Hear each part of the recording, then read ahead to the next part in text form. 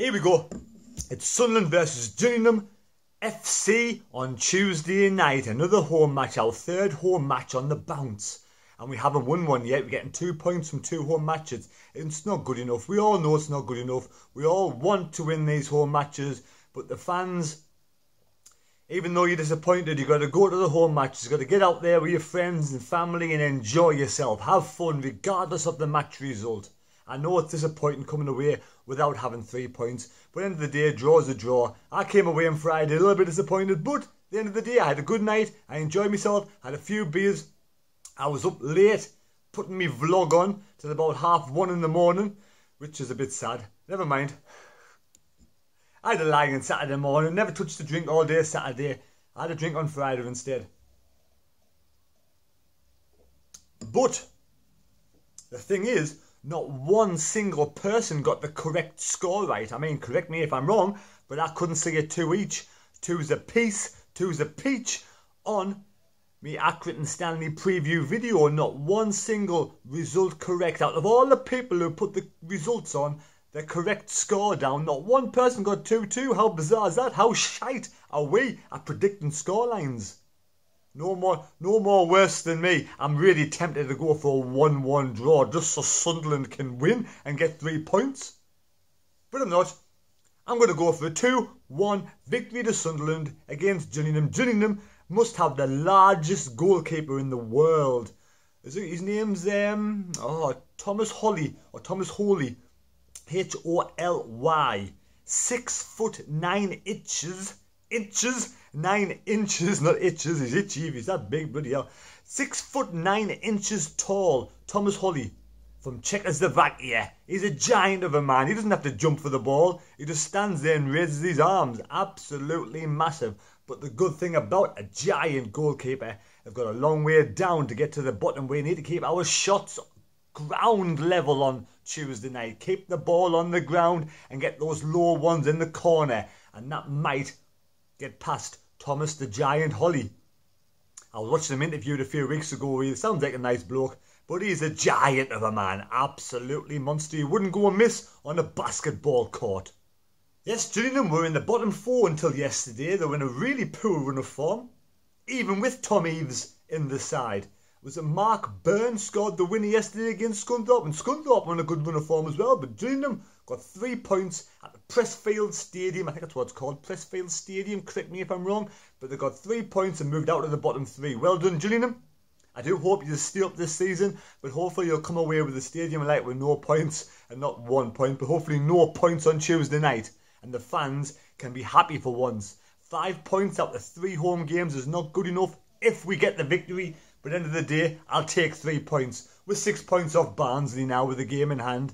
Yes, with a game in hand. And we have to play Barnsley away. I'm settled now. I'm settled for playoffs. I don't think we'll make the top 2. I think our run of form's dipped since the last few weeks. And I can't see us making the top 2. But at the end of the day, we might have 2 visits to Wembley. Touch wood. Hopefully we'll have 2 visits to Wembley. I won't be able to make the first one if we beat Bristol Rovers in the Checker Trade Trophy semi-finals.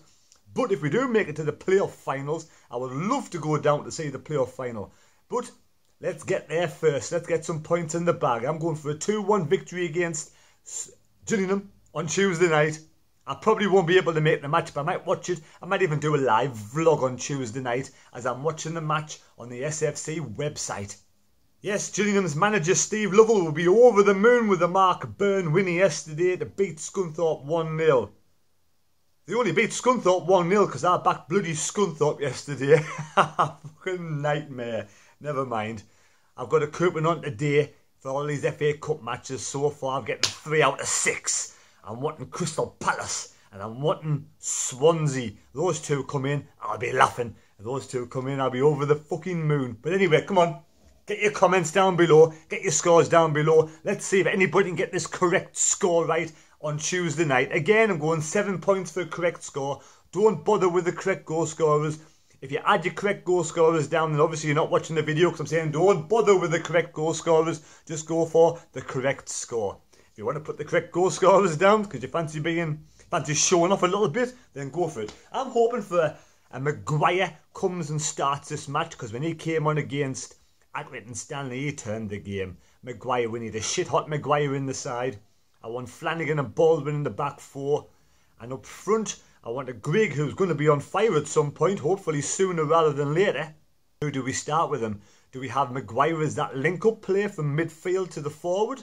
Or do we stick with a striker like, yes, Sterling?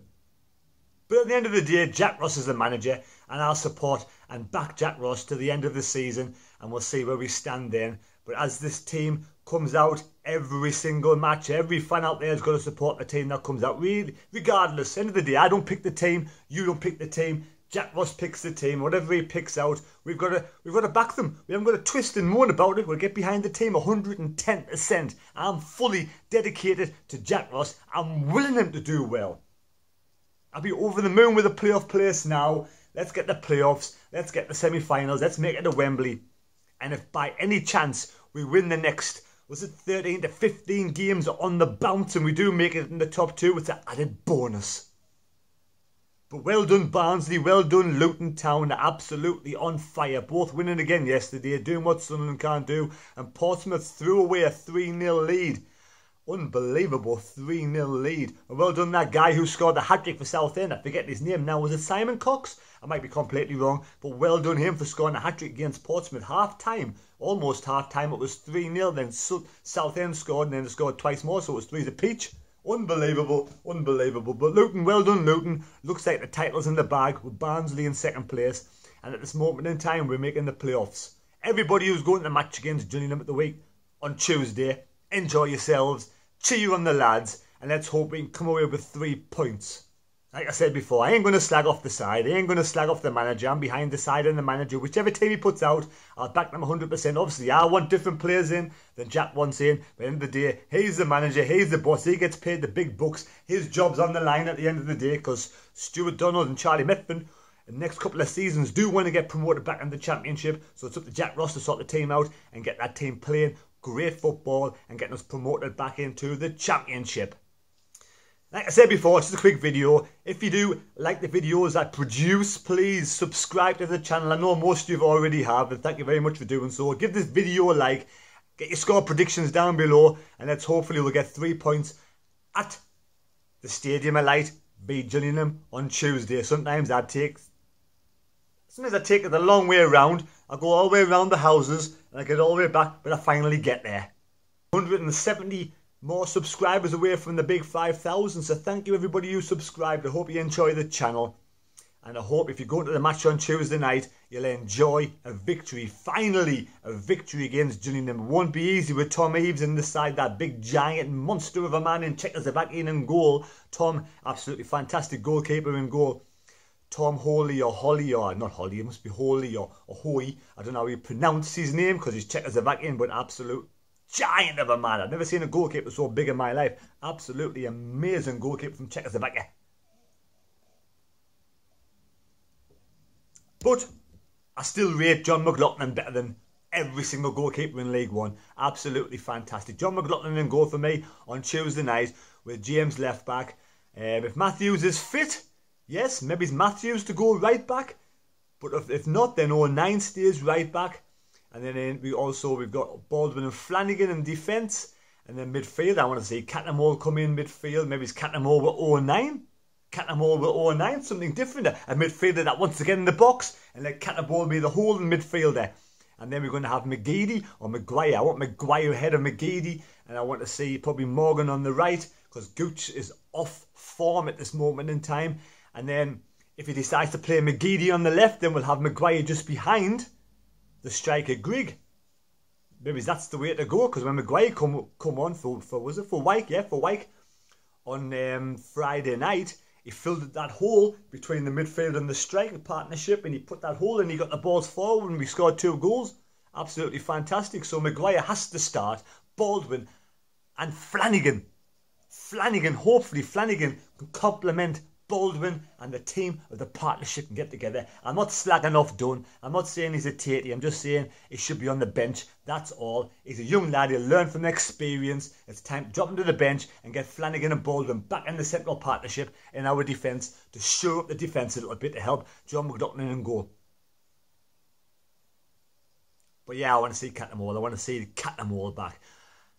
There's only one Lee Cattermole. Only one Lee Cattermole. He's Lee Cattermole. He's the real Cattermole. All the other Cattermoles are just imitating. So want the real Lee Cattermole stand up? Please stand up. Please stand up. And he always stands up. So let's hope he's fit and firing on all cylinders. And we're going to get 3 points, 2-1 victory on Tuesday night. Hopefully we can win on Tuesday night. Get 3 points and give Barnsley something to think about.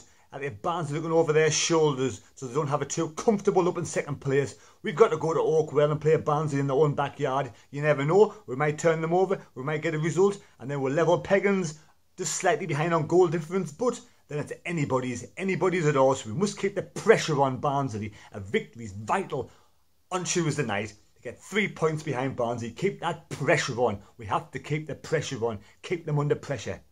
Let them look over their shoulders and see Sunderland is sneaking up. Hope the Gillingham fans who come up to the stadium night Tuesday enjoy themselves and have a safe journey home. But again, like I said before, hopefully you won't get any points. But hopefully you'll survive this season and stay in League One. And hopefully win, lose or draw, no matter what happens on Tuesday night. Don't be mad, be happy, and I'll catch you later. Come on the lads!